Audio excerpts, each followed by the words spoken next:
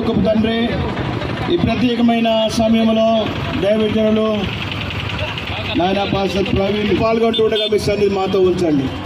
అధికారులను పాటి ఘటనలు జరగకుండా ఈ శాంతి ర్యాలీని మేము నిర్వహిస్తాం. ప్రవీణ్ పగడాల పాస్టర్ గారి కుటుంబానికి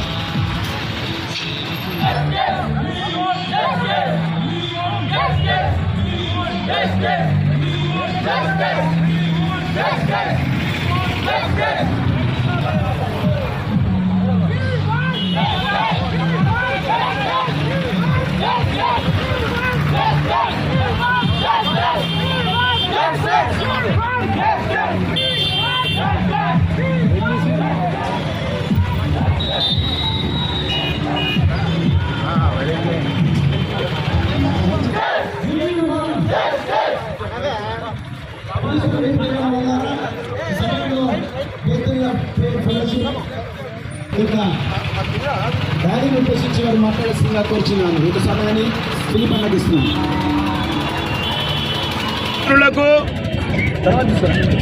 మా centenary Baptist church Kishan colony Warangal Bethany ప్రార్థనా మందిరం, మన్నా ప్రార్థనా మందిరం, మా సిఎస్ఐ చింతల్ చుట్టుపక్కల ఉన్న క్రైస్తవ విశ్వాసులు అందరం కూడా ఈరోజు రెవరెండ్ డాక్టర్ ప్రవీణ్ పగడాల దైవజనుల యొక్క హత్యను నిరసిస్తూ ఈ శాంతి ర్యాలీని ఈ రీతిగా క్రైస్తవ సమాజం అంతా కూడా ఇక్కడ చేరి ఉన్నాం. మేము చెప్పేది ఒకటే, ఇది ముమ్మాటికి హత్యే. కాబట్టి దీన్ని ఆంధ్రప్రదేశ్ రాష్ట్ర ప్రభుత్వము వారు అందరూ కూడా దీనిని ఒక రోడ్ యాక్సిడెంట్గా చిత్రీకరిస్తూ ఉన్నారు. మీరందరూ కూడా చూశారు టీవీలలో. ప్రవీణ్ పగడాల గారి యొక్క సతీమణి బేషరతుగా నా భర్తను హత్య చేసిన వారిని క్షమిస్తా ఉన్నానని బేషరతుగా ప్రకటించారు. అయినప్పటికీ కూడా మేము ఎందుకు ఈ శాంతి ర్యాలీ చేస్తూ ఉన్నాము అంటే, భారతదేశంలో ఇది ఒక సెక్యులర్ కంట్రీ, అన్ని మతాలకు సమానమైన విలువలు, సమానమైన గౌరవాలు ఉండే ఈ భారతదేశంలో ఎందుకు క్రైస్తవుల మీదనే దాడులు జరుగుతూ ఉన్నాయి?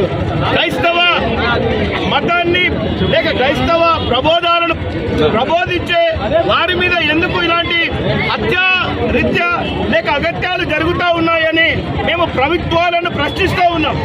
దయచేసి ఇది చాలా ఘోరమైన విషయము. ఇలాంటి గొప్ప చాలా మంది దైవజనులు ఉన్నారు, వారికి కూడా ప్రాణాపాయ స్థితి ఉంది. అయితే మేము భయపడేవారం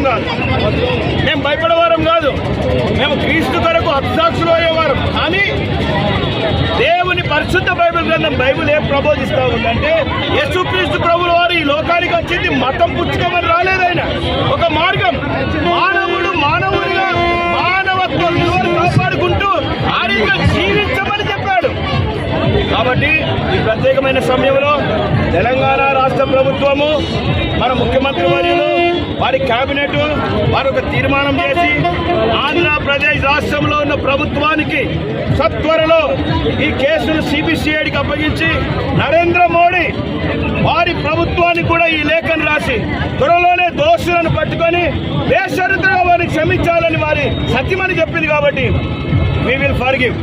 కానీ రానున్న దినాల్లో ఇలాంటి దాడులు ఒకవేళ క్రైస్తవుల మీద జరిగితే ఊరుకునేది లేదు. అనగా మేము ప్రచారం చేస్తామని కాదు, మా దేవుడు గొప్పవాడు, మా దేవుడు ప్రార్థన చేస్తే ఏదైనా అవుతుంది.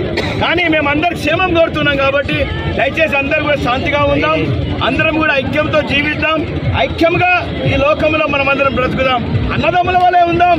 మేము కూడా అన్ని మతాలను గౌరవిస్తున్నాం, మాకు కూడా కొద్దిగా గౌరవం ఇవ్వండి అని తెలియజేస్తూ ఈ ప్రవీణ్ పగడాల గారి హత్యను నిరసిస్తూ ఉన్నాం.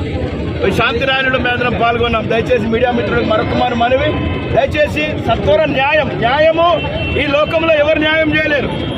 మా వాళ్ళు విమాన్ జస్టిస్ అంటున్నారు, కానీ జస్టిస్ ఈ లోకంలో ఎవరు చేయలేరు.